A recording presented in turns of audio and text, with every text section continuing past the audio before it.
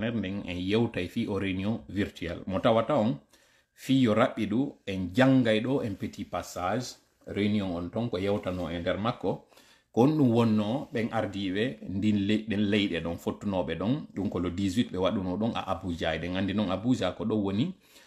siège kañum CEDEAO on ko ɗo woni suudu maɓɓe mawndu ɗum ko ɗo woni haray furgere maɓɓe nden ka tawata haray ko ɗon ɓe daaki ɓe fottuno noon en virtuel ko ɗum woni hara ɗon namo kala déplace to kamɓe hooreɓe seeɗaɓe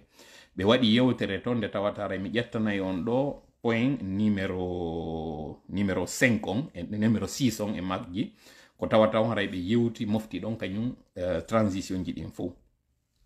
ɓe inni souligner leur volonté donc ɗum woni chef d'état ɓe ɓen ɗon on souligner leur volonté de voir le retour rapide à l'ordre constitutionnel dans les états membres conformément au protocole pertinent de la CEDEAO et aux chartes de transition de chacun des pays. Numéro 7 on kañum kadi ka décision ji ko ɗum woni peheɗe ɓe ƴetti ɗon ɗen réaffirmer l'engagement de la CEDEAO à apporter son soutien pour l'organisation d'élections démocratiques crédibles et inclusives dans chacun des 3 pays. Kon ɗum woni haray kaɓe yewti ɗo mi artanayi ɗum ɗo e pulal kon ɗum kadi woni haray komi faala e yiw e ɗe toɓɓe maɓɓe ɗo ɗiɗi go'o koko tawata kon ɓe inni wo e nder ko ɓe fotti ɗon kon eɗen andi ɓe fottino taw Guinée Bissau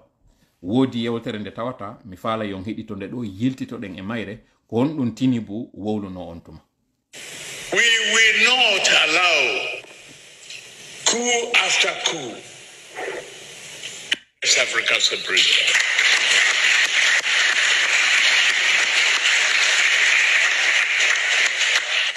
We will take this up seriously with African Union and it's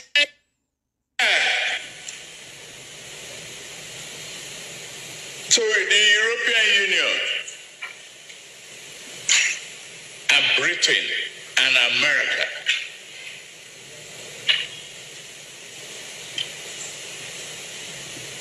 Take it up.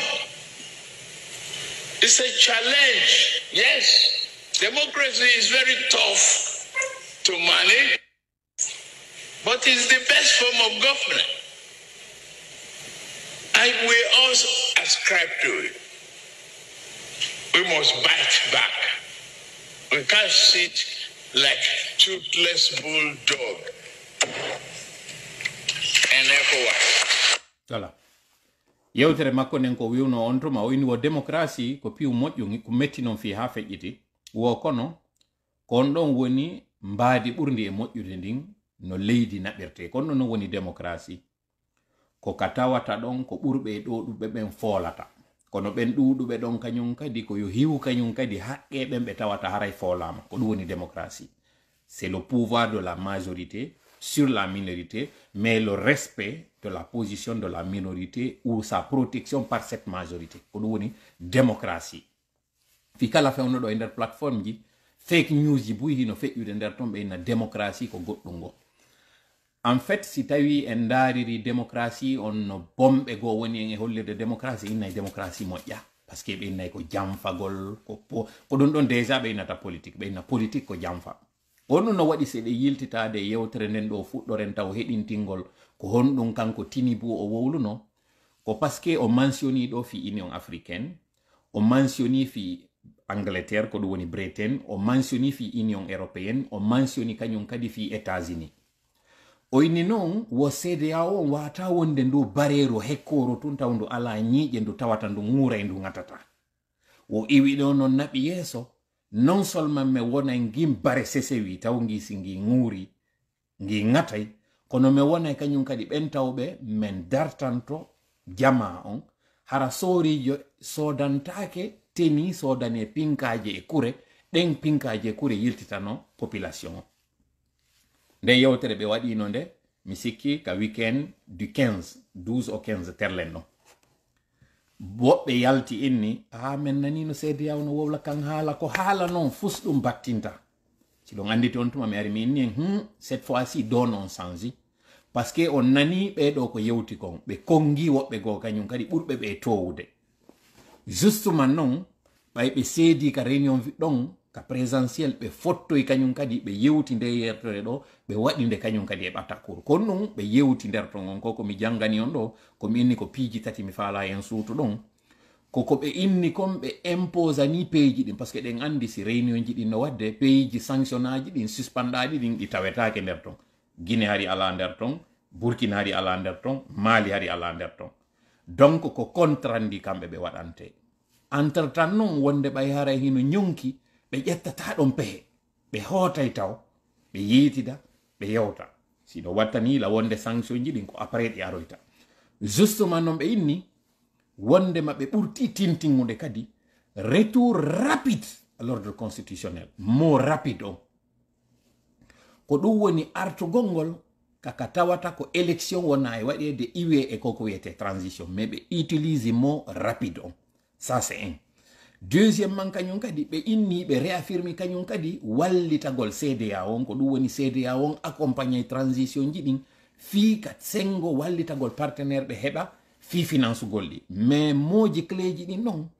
ɓe inni a apporter son soutien pour l'organisation d'élections démocratiques crédibles inclusives dans chacun des trois wattanen ɗo yila e moji tati élection démocratique inclusive crédible et voilà crédible inclusive voilà ko moji tati élection démocratique crédible et inclusive ɗiɗo tati ça veut dire que hande ɗo ka CNRD woni e wadde kon ɗo chantage wiya ko 600 millions de dollars ɓe haton jini CDA on hino wi han joni wallitotogoy kono e nder koko ɓe wallatata kon ɓe ƴettata mbuuɗi maɓɓe ɓe jonna ka tawata élection on o wonoyta crédible ça c'est un deuxièmement kañum kadi élection mo tawata woɓɓe ko ɓe exclue nder ton famen ɗo no moƴƴa nde yewtere fi hon ɗum ɗo ko kamɓe wonɓe ɓen ka CDA o c'est à dire sous région unkun ɗon koye pays woy 13-14 ɗon ko ɓeeɗo yewti ɗum ɗo joni noon anditen Afrique hino senda pecce 5 Amérique du Nord, Afrique du Nord, Afrique du Sud, Afrique de l'Est, Afrique de l'Ouest et Afrique centrale. Ko ɗe pecce ɗo 5 formi Afrique. CDA on non ko on Afrique de l'Ouest ɗon parti o mum parce que nakadi Afrique de l'Ouest on fof woni on CDA o. Joni non ka Afrique de l'Ouest on jeeya ɗon ka tawata ɗon CDA no jeeya ko e nder on Afrique on non ɗon ɓe innamo Union africaine. On Union africaine ɗon ko pays ji 55 woni nder ton joni noon e yiiɗa ko tellen 15 si ɗuuɗi ha e 55 andi ɗum ɗon no ɓuri marde doole watta no yila moƴƴa e o précision andi ton noon onon haray ɗon faami ko moni e yewde ɗo kon donc on sikkay ko inutile min ko moni e yewtirde ko fii ɓe ka fulasoji ɓe tawɓe haray jangali moƴƴa tawɓe haray heddaki information moƴƴa ko ɓe wonɗen sifanade moƴƴa ɓe anda ko honto fewndi donc haray yaafo ɗon konko mi waɗata ɗo répétition e koko mi yirtita to e koye détail woy ɗo donc ɓeɗo ɓe fotti kamɓe tun ɓe yewtino wawa wonde ɓeɗo hari ɓe ala doole moƴƴa maɗum si ɓe fodi ɓe hunnata ono tini bu wi'i ƴetti halfini kadi muranu ɗum Union africaine ɓe halfini Union européenne ɓe halfini Angleterre ɓe halfini États-Unis ko ɓeɗo wi'ete ɓurɓe wonde kummaluɓe ɓen e hoore windere nde joni noon a suppose CDA o ɓe alano moyen ɓe heɓi lanɗo tawɗo eno mari kaalesi fayda sifa ɗin ɗi tawata kanko tun individuellement prix mo mari kaalesi wa sifa Nigéria ko jogi kon Nigéria non tun hino ƴetti 65% économie sous région on non terle non 65 à 70%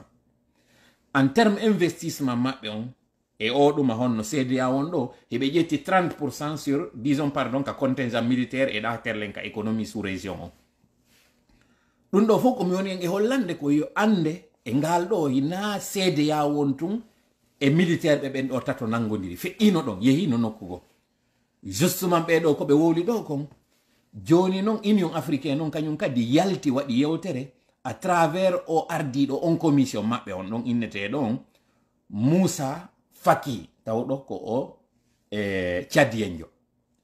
diplomate jo tawɗo fi makko on landitetake si tawi ko anduɗo ko honto leydi ndin fewndi ɗo no yen yewto entrevue mo waɗidi on e Jeune Afrique mi faala taw yen heɗi to yewtere makko nde waɗuno nden o mois de février ko tawata ko nden ɗon wonno menen meɗen humpitino meɗen siivude nde fi ko min yeytotono woy haala woy fewndo wonno décembre janvier février mars mais inna on goɗɗum no arde jentite on tuma ko wonɗum o yewtuno kanko Faki. Nous avons sur le plan conceptuel tout réfléchi, des programmes, des projets, un agenda, l'agenda 2063, dont le premier plan décennal vient de se terminer, nous sommes en train de préparer le second. Quel est le constat aujourd'hui? L'Afrique n'est pas intégrée, en tout cas très insuffisamment, elle n'est pas prospère, elle n'est pas en paix. C'est ces triptyques-là qui résument l'agenda 2063. Qu'est-ce qu'il faut faire?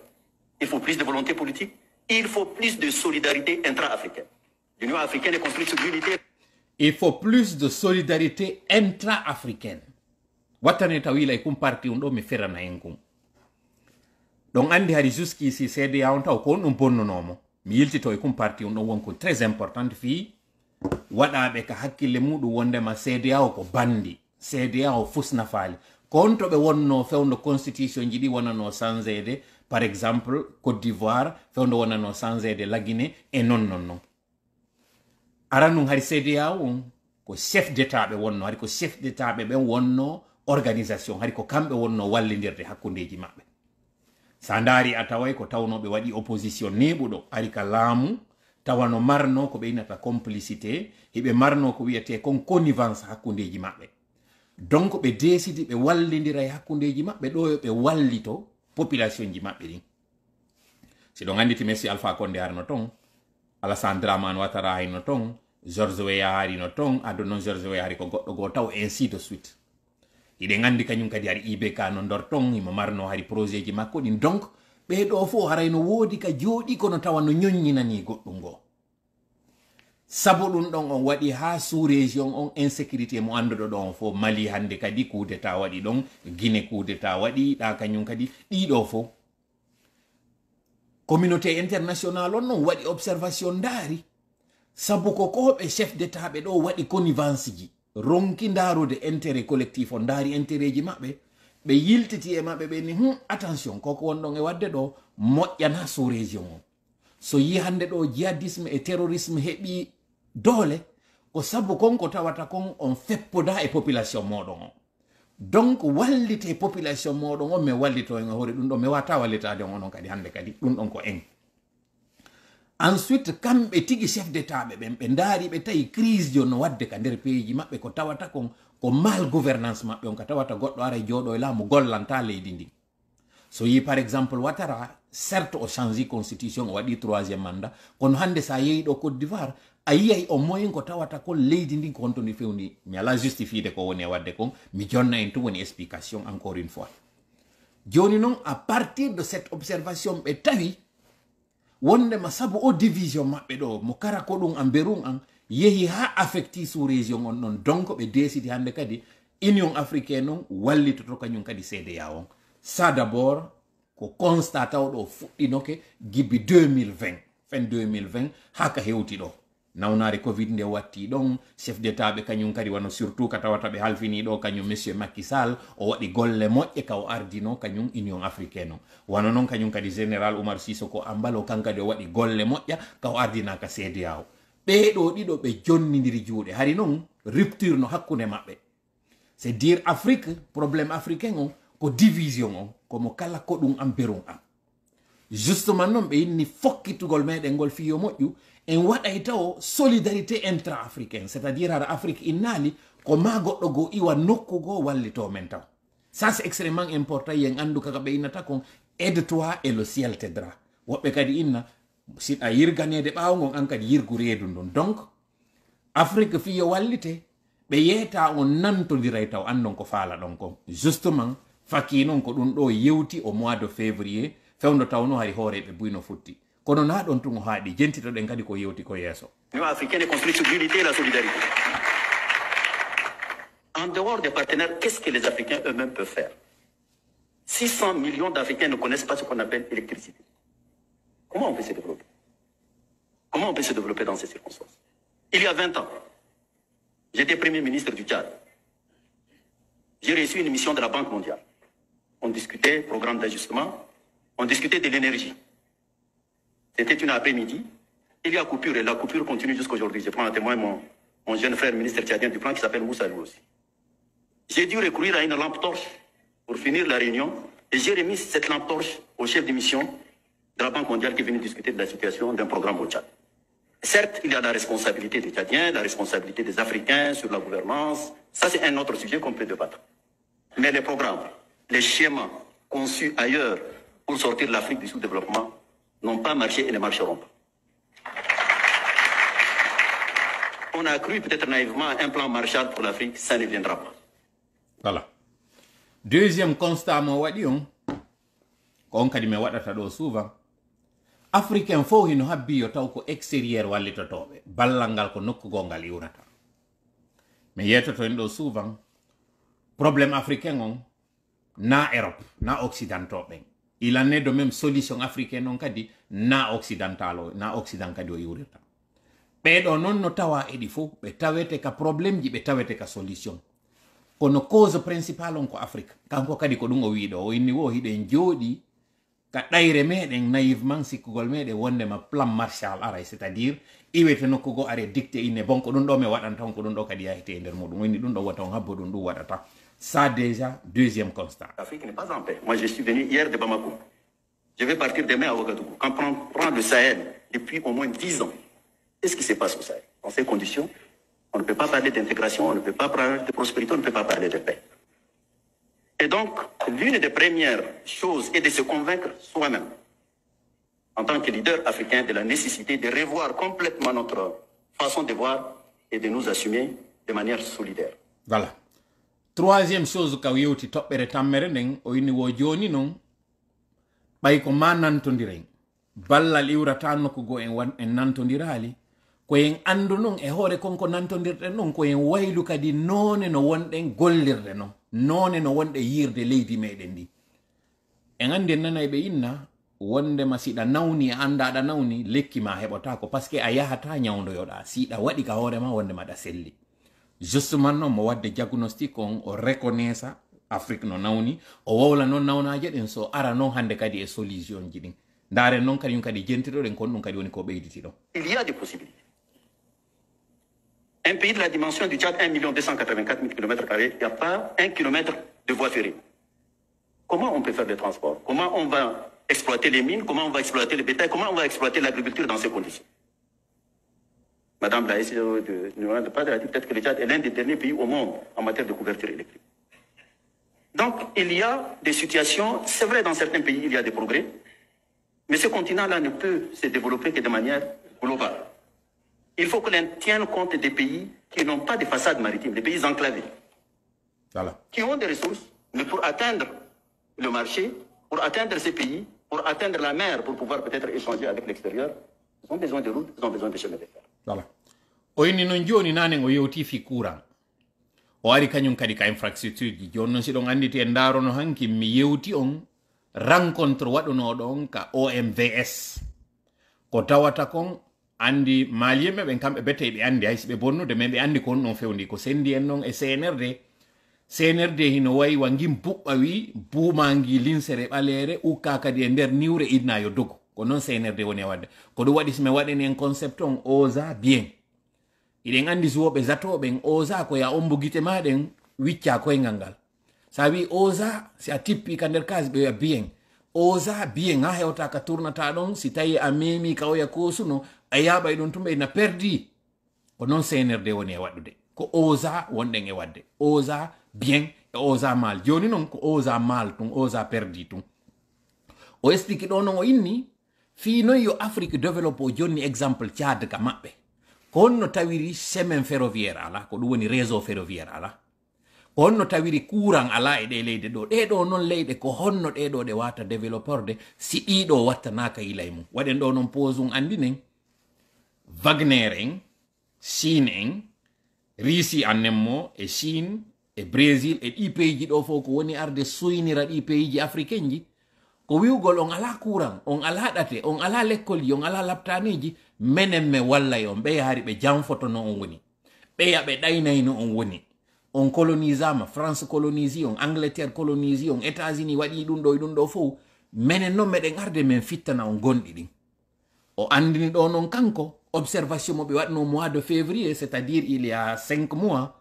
wondema problème ji africain ɗin ko ɗi africain, solution on kañum kadi ko africain. Fino yen hettu lawol ngol ko yen andu golle meɗen ɗen no hani ka ƴetten en priorité électricité on enen en tant que chef, en tant que africain, mais en même temps ndaren ko no wayte yuɓɓinirde leydi ndin. O ƴettiɗo non itten pose on exemple ko tawata kon i pays ji wonɗi ɗin ka nder nderi ka jorndi tawata ɗi ala accès à la mer, c'est-à-dire ɗi ala e pencen, ɗi ala e sera maayo. ɗum anditi hankin noon mi yewtuno e min ɗi pays ji ɗo nayi, Gambie, Sénégal, Mauritanie, jowide joni kañum e